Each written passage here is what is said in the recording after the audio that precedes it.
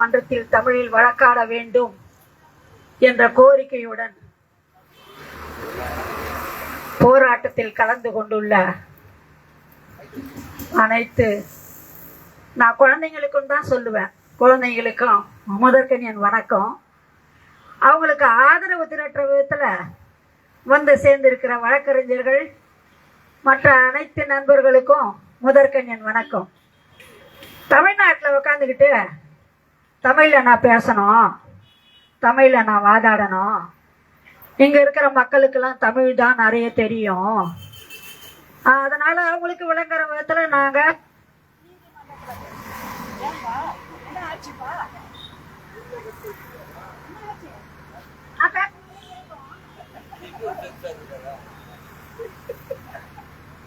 ஓகேயா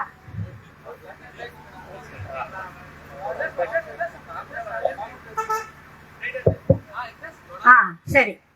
இல்லை ஒருவேளை என் குரல் தூரம் கேட்டு எடுத்துக்கணும் நீ முயற்சி பண்ணி என்னவோன்னு பார்த்தேன். சரி பரவாயில்ல, நானே கத்துவேன். நான் கத்துறது தான் என் பழக்கம்.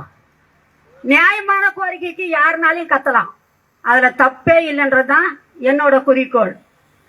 நாம் எதுக்கு இங்கே சேர்ந்துருக்குறோன்றது எல்லாருக்கும் தெரியணும்.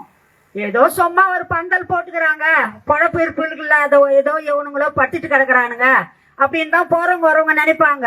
இல்ல, எல்லாருக்கும் குடும்பங்குது, எல்லாருக்கும் ஒரு வாழ்க்கை இருக்கு. எல்லாம் இந்த நாட்டுல வாழறவங்க. எங்க இருந்தா வரவன்லாம் இந்த நாட்டுல மொழி தெரியாதவங்களாம் பொழைக்கிறான், அது வேற விஷயம். இருந்தாலும் நாங்க எங்க மொழியில பேசணும்னு கேட்கிற கோரிக்கையை முன்வைக்கிறதே கேவலம்னு நினைக்கிறேன். நான் இந்த மேடையில அதை தான் வலியுறுத்த விரும்புறேன். ஏன்னா நம்ம போன காலத்துல செம்மொழி கண்டவங்க, நாம அதுக்காக என்னென்ன பண்ணிருக்கோம் அப்படின்றதெல்லாம் ஒரு பெரிய வரலாறா பேசப்பட்டது.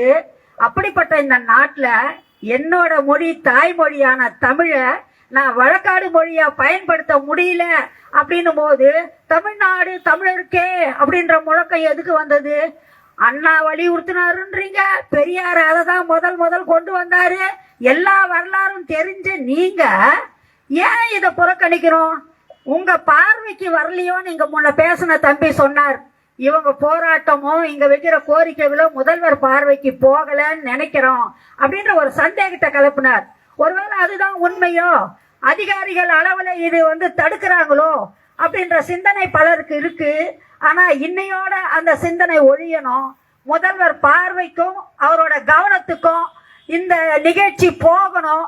நிச்சயமா முதல்வர் இது ஒரு முடிவு எடுத்தே ஆகணும். ஏன்னா இன்னைக்கு 6வது நாள்.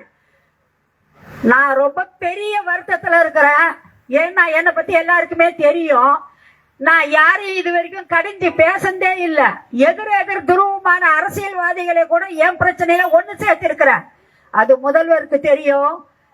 அதிமுக பீரியட்ல எனக்கு ஆதரவு கிடைச்ச போது நான் நேரா அறிவாலயம் போனேன்.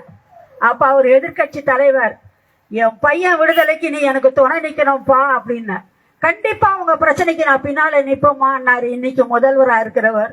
அன்னையிலிருந்து நான் அவர் என் குடும்பத்துல ஒருத்தராதான் நான் பாக்குறேன். எல்லாம் முதல்வர் அவங்க அந்த பதவி கிதவிலாம் எனக்கு தெரியாது. அவர் ஒரு நல்ல தம்பி, என் குடும்பத்துல ஒரு ஆள்.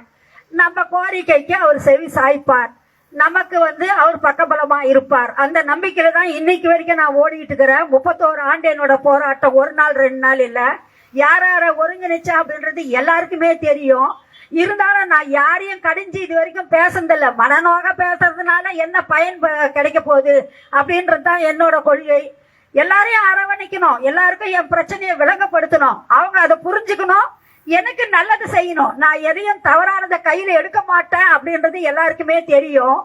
நம்ம நியாயமான இந்த கோரிக்கைக்கு முதல்வர் உடனே செவிசாட்சி இதுக்கு ஒரு முடிவு எடுப்பார் அப்படின்ற நம்பிக்கை எனக்கு இருக்கு. இப்ப 3 நாளுக்கு முன்னால சாந்தனை இழந்தோம். அது எத்தனை பேருக்கு தெரியும் தெரியல. 26 பேருக்காக நான் போராடி இருக்கேன். அதுல ஒரு புள்ள நோயில செத்து போனான். அவனோட உடல் நேத்து தான் போச்சு இலங்கைக்கு. அங்க மரியாதை செலுத்தப்படுது. அப்படி ஒரு உயிரை இழந்து நான் 3 நாளா தூக்கம் இல்லாம இருக்கிறேன். எனக்கு எதை நினைச்சாலும் அழுக வருது. ஏன் இப்படி நமக்கு இந்த நிலை? தமிழ்நாட்டுல ஒரு தமிழனா வாழறது அவ்வளோ பெரிய தப்பா? ஓடி போய் கடலோடி போய் எங்கன்னா அகதியா வாழ்ந்தாதான் மரியாதையா? என்ன இது நாடு அப்படின்ற ஒரு கேள்வி கூட எனக்கு வருது.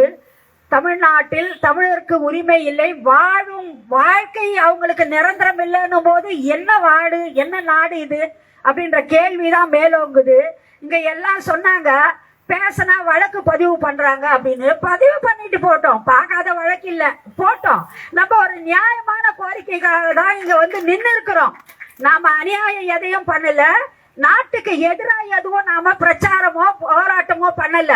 நான் தமிழச்சி, இது என் நாடு தமிழ்நாடு, நான் பேசக்கூடிய மொழி எங்கேயும் தமிழா இருக்கணும். அத வந்து என்ன ஆளக்கூடிய முதல்வரா இருக்கிற வரையும் எனக்கு அதை அனுமதி கொடுக்கணும், சட்டமாக்கணும். தமிழ்நாட்டுல தமிழை வந்து வழக்காடு மொழியா நான் சட்டமாக்குறேன் அப்படின்னு சொன்னாதான் அவங்க அப்பாவுக்கு அவர் உண்மையான மகனா இருப்பாருன்னு நான் நினைக்கிறேன். ஏன்னா செம்மொழிக்காக எவ்வளோ அவங்க அப்பா பாடுபட்டாருன்றது மகனுக்கு தெரியும், நான் சொல்லி தெரிய போறது இல்ல. அதனால அவர் அதை செய்யணும். இந்த எனக்கு சாந்தனோட மரணம் பெரும் வந்து வலியை கொடுத்தது, எனக்கு வேதனையானது. ஏன்னா நாங்க வாங்கி கொடுத்த தீர்ப்பு, அறிவு உள்ள இருந்து போராடி நான் வெளியே மக்களை திரண்டி போராடினதுனால கிடைச்ச வெற்றி. உச்ச நீதிமன்றம் எந்த நிபந்தனையும் இல்லாத விடுதலை செய்த போது என்ன கொடுத்தாங்களோ தீர்ப்பை, அந்த தீர்ப்பை வச்சுதான் நான் இந்த 6 பேரை விடுதலை செய்ய முடிஞ்சது அப்படின்னு நம்ம தமிழக முதல்வர் அறிக்கை கொடுத்திருக்கிறார். எல்லா செய்தித்தாள்லயும் வந்திருக்கிறது, எல்லா தொலைக்காட்சியிலயும் வந்தது. பேரறிவாளர் வாங்கி கொடுத்த தீர்ப்புனாலதான் இந்த 6 பேரை என்னால விடுதலை செய்ய முடிஞ்சது. ஆளுநர் வந்து அரசு விஷயங்கள்ல தலையிட கூடாது, ஒரு அரசு முடிவெடுத்தா அது வந்து அவரு ஒப்புதல் தர வேண்டியதுதான் அவரோட வேலை அப்படின்ற ஆளுநரை பத்தின அந்த முடிவையும் அந்த உச்ச நீதிமன்ற தீர்ப்புல சொல்லி இருக்காங்க அப்படின்னு தெளிவா அறிக்கை கொடுத்திருக்கிறார். அப்படிப்பட்ட தீர்ப்புல விடுதலையான ஒருத்தனை சிறப்பு முகாம்னு போட்டு நோயாளியா பண்ணி அவனை சாகடிக்க வேண்டிய அவசியம், அவன் சாவர வரைக்கும் இங்க வச்சு நிற்க வேண்டிய அவசியம் என்ன வந்தது? ஒன்றிய அரசு தடை போட்டுச்சு அப்படின்னு சொல்லலாம். ஒன்றிய அரசு கிட்ட பேசுறதுக்கு தானே நீங்க எங்களுக்கு பிரதிநிதி. இவ்வளவு போராடி 31 ஆண்டு கழிச்சு அவன் சிறையிலிருந்து வெளியே வரான். தடுப்பு முகாம்னு ஒரு முகாம்ல வச்சு அவனை நோயாளி ஆக்கி சாகடிக்கிறதுனால பலன் என்ன? 33 ஆண்டுகளாக ஒரு தாய் அங்க காத்துன்னு இருக்கிறா. எல்லாருக்கும் குழந்தை இருக்குது, எல்லாருக்கும் புள்ள குட்டி இருக்குது, பேரம்பேத்தி இருக்குது. கொஞ்சம் மனசை நினைச்சு பாருங்க, அவங்க குடும்பத்தை நினைச்சு பாருங்க. புள்ள வெளியே போனா எப்படி வருவானோன்னு ஏங்குற ஒவ்வொரு அம்மாவும் ஒவ்வொரு வீட்லயும் உண்டு.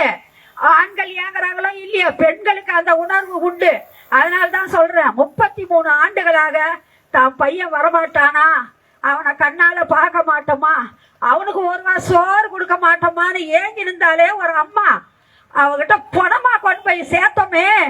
இந்த கேவலத்தை நம்ம எல்லாரும் தான் இந்த பழிய சுமந்தாகணும்ன்றது தான் என்னோட எண்ணமா இருக்கு. நிச்சயம் அதுதான் எல்லாராலும் பேசப்பட போகுது.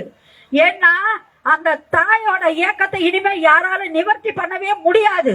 பணமா கொண்டு போன பின்னாடி நீ எப்படி நிவர்த்தி பண்ணுவ? ஒரு வாரத்துக்கு முன்னாலே ஒரு நோயாளி அவன் தெரிஞ்ச பின்னாடி கூட அவனை அமைச்சிருக்கலாம். அவனுக்கு என்னைக்கு விமானத்துல சீட்டு போட்டு அனுப்புறதா இருந்தாங்களா அன்னைக்கு அவன் பிணமானான். அப்ப அவங்க அம்மா அங்க எப்படி துடிச்சிருப்பா, இல்ல அவனை சார்ந்தவங்க எப்படி வேதனைப்பட்டிருப்பாங்க. இதெல்லாம் மனித உணர்வு சார்ந்த உணர்வுகள். இது சட்டம், இது இடையில வரவே கூடாது. என்ன சட்டம்?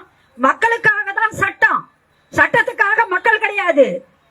மக்களுக்கு நீங்க உங்களுக்கு ஏத்த மாதிரி வசதியா சட்டங்கள்லாம் மாத்திக்கிறீங்கல்ல, அரசியல் சார்ந்தவங்க எல்லாம் ஏன் பொதுமக்களுக்கான சட்டத்தை மாத்துங்க, அவங்க வாழறதுக்கான சட்டத்தை உருவாக்குங்க, இல்ல இருக்கிற சட்டத்தை அவங்களுக்கு ஆதரவா மாத்துங்க. அதுதான் உங்க வேலை, அதுக்காக தான் உங்களை தேர்ந்தெடுக்கிறது. அப்பா நீ தான் எங்களை காப்பாத்த போற, எங்களுக்கு நீ தான் பிரதிநிதி, எங்க இன்ப துன்பத்துல நீ தான் பங்கெடுக்க போற, நீ தான் எங்களுக்கான வாழ்வை தரப்போற அப்படின்ற ஒரு உறுதியோட தான் ஒவ்வொருத்தரும் தேர்ந்தெடுக்கப்படுறாங்க. அப்படி இருக்கும் போது அதுல இருந்து நீங்க பின்வாங்கிட்டாவோ இல்ல செய்ய முடியாம செயலற்று போயிட்டாவோ அந்த பதவிக்கும் அந்த இதுக்கும் அர்த்தமே இல்லை. இந்த மனிதன் உயிர் வாழத்துக்கு தான் இவ்வளவு பெரிய போராட்டம் நடத்துறான். நான் நடத்தின 31 ஆண்டு காலமும் உயிர் வாழ்தலுக்கு தான். எல்லாம் சொன்னாங்க இவங்க பையனுக்காக போராடுறாங்க, பையனுக்காக போராடுறாங்கன்னு. என் பையன் முக்கியமா தெரிஞ்சான் எனக்கு, அதை வெளிப்படுத்தினேன். ஆனா சட்டத்திலே என்ன சொன்னீங்க? ரத்த சம்பந்தம், குடும்ப சம்பந்தம் இததான் சொல்றீங்க. ஏடா போற போக்குல ஒருத்தர் அடிபட்டானா ஐயோ அடிபட்டுச்சு, ஐயோ ரத்தம் வருது அப்படின்னு துடிக்கிறது தான் இதயம்.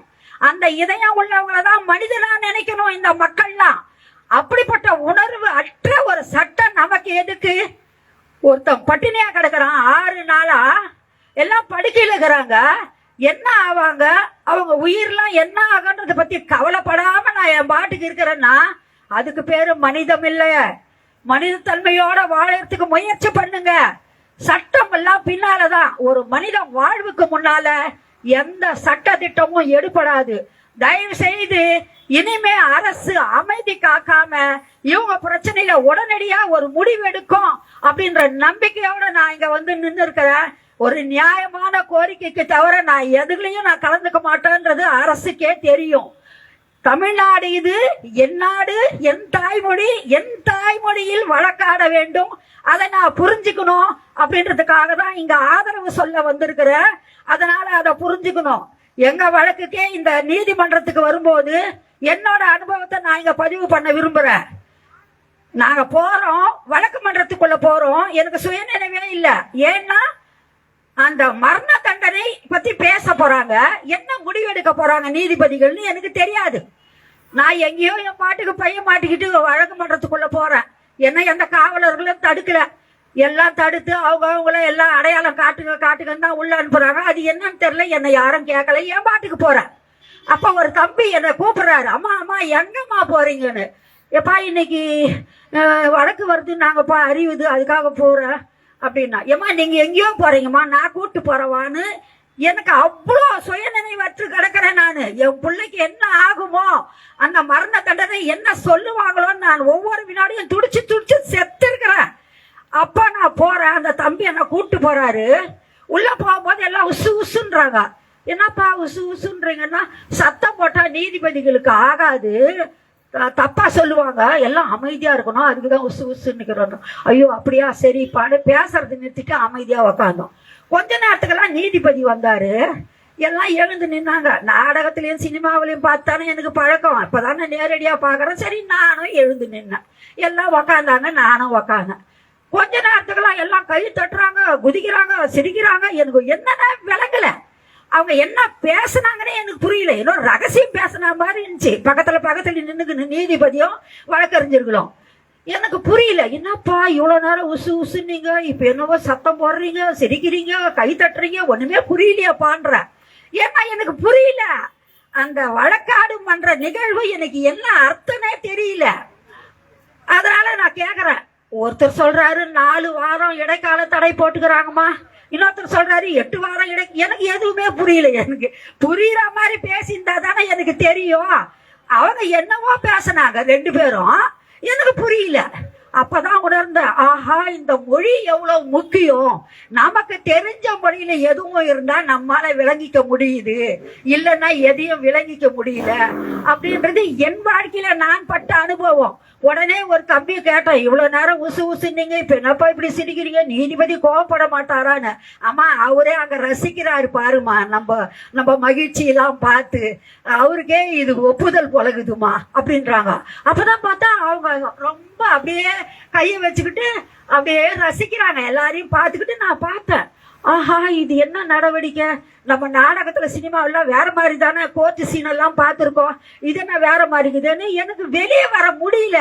அவ்வளோ கூட்டம், எல்லா தலைவர்களும் அறிக்கை விட்டாங்க, யாரும் வராதீங்க வழக்கு மன்றத்தை நோக்கி, எல்லாம் ஊர்லயே இருங்க, யாரும் வந்துடாதீங்க அப்படின்னாங்க. ஆனா அதையும் மீறி ஆயிரக்கணக்கான பேர் அன்னைக்கு வந்து வழக்கு மன்றத்துக்கிட்ட கூடி இருந்தாங்க. அங்க போக்குவரத்தே பாதிக்கப்படுற அளவுக்கு மக்கள் வந்து கூஞ்சிருந்தாங்க. ஏன்னா அவங்க எல்லாருக்கும் ஒரு துடிப்பு இருந்தது, இவங்களுக்கு அந்த மரண தண்டனை குறித்து என்ன தீர்ப்பு சொல்ல போறாங்க, என்ன நடக்க போகுதுன்னு. செங்கோடி இறந்து 1 நாள் ஆகுது. 25 வயதுல வாழ வேண்டிய வயசுல ஒரு பொண்ணு இந்த 3 அப்பாவி தமிழர்களுக்கும் தூக்கு உறுதியாகுதுன்றதுனால அவளே மரணத்தை தேடிக்கினா. அது ரொம்ப தப்பு. நானே துடிச்சு போயிட்டேன். எங்க அறிவே எதுக்கும் கலங்காதவன் அழுதான். நம்ம இந்த உயிருக்காக போராடுறோமா, கட்சியில இந்த பொண்ணு என்னம்மா இப்படி உயிரை விட்டுச்சுன்னா. ஆமாப்பா எனக்கே வருத்தமாகுது, பாத்துக்கலாம்ப்பா, நீ அமைதியா இரு, நீ எதுவும் ஆக. ஏன்னா 25 வயசுலயே ஒரு உயர் ரத்த அழுத்தத்துக்கு என் பையனுக்கு மாத்திரை கொடுக்க தொடங்கிட்டாங்க சிறைக்குள்ள. அவன் இன்னைக்கு வரைக்கும் சாப்பிட்றான். ஏன் அவனுக்கு உயர் ரத்த அழுத்தம் வந்தது? ஒரே யோசனை, செய்யாத தப்புக்கு தண்டனை அனுபவிக்கிறான், சிறை கொடுமை எல்லாம் சேர்ந்து அவனுக்கு உயர் ரத்த அழுத்தம் வந்துருச்சு. மாத்திரை கொடுக்குறாங்க, அதை எடுத்துக்கிறான். அது எடுக்கலன்னா அவனால முடியாது, தலை குடைச்சல், தூக்கம் வராது. அவ்வளோ பெரிய கொடுமையெல்லாம் என் புள்ள அனுபவிக்க வேண்டிய அவசியமே இல்லை. இன்னைக்கு என் புள்ள வெளியில இருக்கிறான். நான் சொன்னேன், என் பையனுக்கும் இந்த கொலைக்கும் தொடர்பு கிடையாது. எனக்கு தெரியும் என் பையன் நடவடிக்கை. அவனை சுதந்திரமா இந்த தமிழ்நாட்டில் நடமாட வச்சே தீருவேன்னு சொன்னேன். உண்மையை வெளிக்கொண்டு வந்தேன். இந்த வழக்குல எவ்வளவு குளறுபடி இருக்குன்னு யாசர் அராபத் சொன்னார். அகில உலக நாடுகள் இது எல்லாமே சேர்ந்து இருக்கு, எல்லாமே நம்ம கண்காணிக்கணும்னு. அந்த பக்கமே போல விசாரணை. எந்த அப்பாவி தமிழன் கேட்டானோ இந்த 26 ஈழ தமிழனையும் தமிழ்நாட்டு தமிழனும் சேர்த்து ஒரு வழக்கம் முடிச்சுட்டாங்க. என்னப்பா இருக்கு எங்களுக்கு அவரை சாகடிக்கிறதுனால? சாகடிக்கிறவங்களை போய் தேடுங்க, சாகடிக்கிறதுக்கு துணை நின்றவங்களை போய் தேடுங்க. அதுக்கு என்னது, அதுக்கு என்ன போட்டு கொடுக்குறாங்க, அதுக்கெல்லாம் ஆலோசனை சொல்றாங்களே, அது போய் பாருங்க, அவங்கள தேடுங்கப்பா. எங்களை ஏன்பா வஞ்சிக்கிறீங்கன்னு நான் எல்லாருக்கிட்டையும் கூட கேட்டேன், மேடைகள்ல கூட கேட்டேன். எங்களுக்கும் அதுக்கு என்ன இருக்கு? அவரு சாவால யார ஆதாயம் அனுபவிக்கிறாங்களோ அவங்கள போய் முதல்ல விசாரிங்கன்னு. விசாரணையே போலியே. ஏன்னா ஏமாளி தான், ஈழ தமிழ ஏமாளி, இந்திய தமிழ ஏமாளி, 2 தமிழனும் கிடைச்சிட்டான். போடு, எல்லாரையும் தூக்குல ஏத்து. எல்லாம் பேசாம இருந்தா ஏத்திட்டா இருப்பாங்க.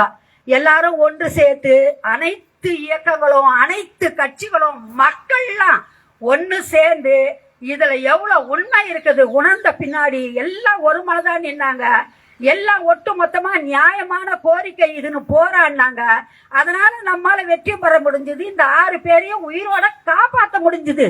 அப்படி காப்பாத்தின ஒரு உயிர்ல 3 நாளைக்கு முன்னால ஒரு உயிர் போயிடுச்சுன்ற வேதனை தான் ரொம்ப அதிகமா இருக்கு. மேலும் இந்த 6 பேர் இத்தனை நாளா பட்டினி போராட்டங்கிறாங்க. முதல்வர் இதை கண் கொண்டு பார்க்கணும். மேலும் ஒரு உயிர் இழப்போ மற்றபடியோ எந்த பாதிப்பும் வராதபடிக்கு அவர் இந்த தமிழினத்தை காப்பாற்றணும் அப்படின்ற வேண்டுகோளை முக்கியமா வச்சு முதல்வர் பார்வைக்கு இந்த பட்டினி போராட்ட நிகழ்வு போய் சேரணும் அப்படின்றதுக்காக தான் இங்க நான் பதிவு செய்யறேன் இந்த வார்த்தைகள் எல்லாம். நிச்சயமா அவர் ஏதாவது ஒரு நல்லது உடனே செய்வார் அப்படின்ற நம்பிக்கையோட நான் முடிக்கிறேன். நன்றி, வணக்கம்.